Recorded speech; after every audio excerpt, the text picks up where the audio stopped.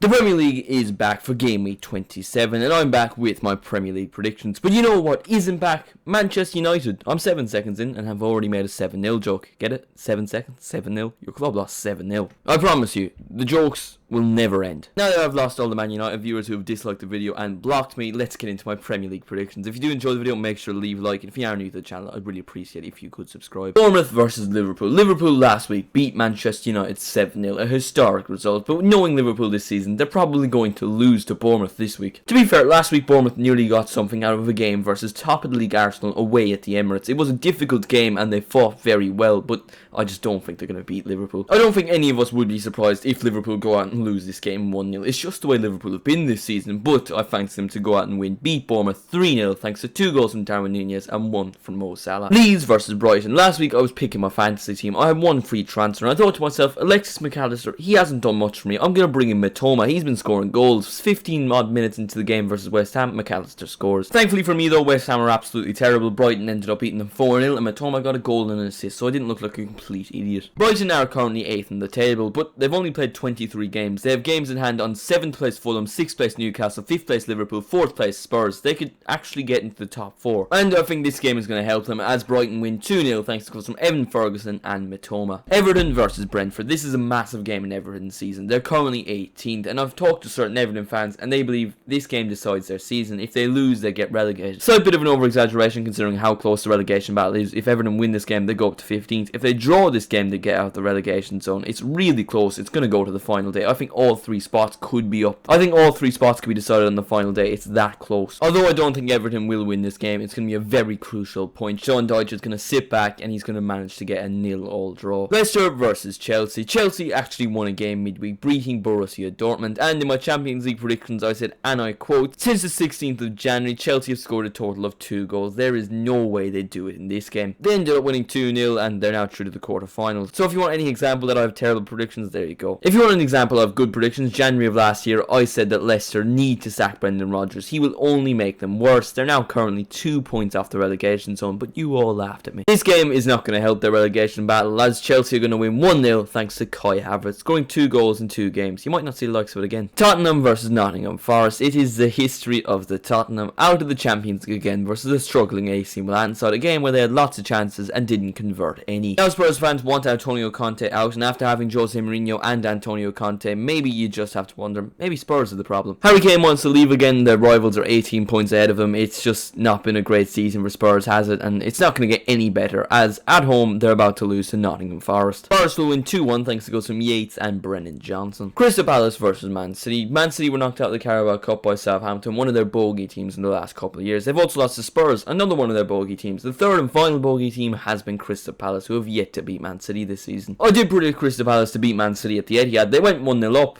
and then they ended up losing because Haaland scored a load of goals, but he hasn't been scoring as much goals recently, so I think this is Crystal Palace's turn to get the points off City. They're going to take the lead early thanks to Elise, and at home the atmosphere is going to be good. They're going to have the momentum and they're going to keep on to the lead and beat Man City 1-0. Man United versus Southampton, and to be honest with you, I had Man United not play Real Betis midweek and they beat them 4-1. I probably would have said Man United were to lose to Southampton, who are currently in a relegation battle, but they bounced back versus Betis. They beat them 4-1. Although I did predict Southampton to stay in the Premier League, and I do think they will do so. Do you really see them getting anything out of a game at Old Trafford versus Manchester United? I don't think anyone does. That's why I think Man United are going to win this game 3-0 thanks to 2 goals from Marcus Rashford and 1 for Wout Weghorst. West Ham versus Aston Villa, the Danny Ings derby. That doesn't sound that exciting, but Danny Ings plays his former club just 2 months after leaving them. Danny Ings probably was intrigued by the idea of playing in the Conference League, travelling across Europe. Sadly enough for him, the only travelling he's going to be doing next season is Preston away. It's still beyond me how David Moyes is their manager. Fair play to him, he won a game in the Conference League, but he's going to be getting relegated and West Ham are going to be playing in the Championship next season. That can all be changed if West Ham bring in a competent manager, and I think this is going to be the game of the sacking as Aston Villa win 3-0 thanks to 2 goals from Ollie Watkins and 1 from Leon Bailey. Fulham versus Arsenal. Arsenal nearly slipped up versus Bournemouth last week, but thankfully they got as much at a time as they wanted. If I'm a Bournemouth fan after that result, I'll be very frustrated. Yes, your team played well, but you're in a relegation battle. If you play well, that doesn't matter. You need results, you need points. Arsenal did show resilience in that game though, and as the old saying goes, that was a performance of champions. Fulham have been very good this season. Former Arsenal player Bernd Leno has really stood out this season, and so has the likes of João Palhinha, Mitrovic. Solomon has performed really well in recent weeks. It's been a very good season for Fulham, but I do think Arsenal are going to win this game. Arsenal will grind out a 2-1 win, and goals will come from the golden duo of Saka and Martinelli. Newcastle versus Wolves, and I've been saying it for weeks, Newcastle are slowly but surely falling off, and they are going to bottle top 4. They've already bottled it, to be honest, because Spurs and Liverpool are already ahead of them, and they have the likes of Brentford, Fulham and Brighton all chasing them. A few bad games could see them not even get European football next season. They've been brilliant at home this season, Newcastle, but I just think Wolves are going to come into this game looking for a point, looking to get a draw, because they desperately need at least a point in their relegation battle. So I think it's going to end a 1-1 draw. Goals will come from Ruben Neves and Bruno Ramirez. So that was my Game Week 27 Premier League predictions. Let me know what you thought of in the comments, and as always, leave me your Game Week 27 Premier League predictions in the comments. If you enjoyed the video, make sure to leave a like, and if you are new to the channel, I really appreciate if you could subscribe. Thank you all so much for watching, and I'll see you in the next one.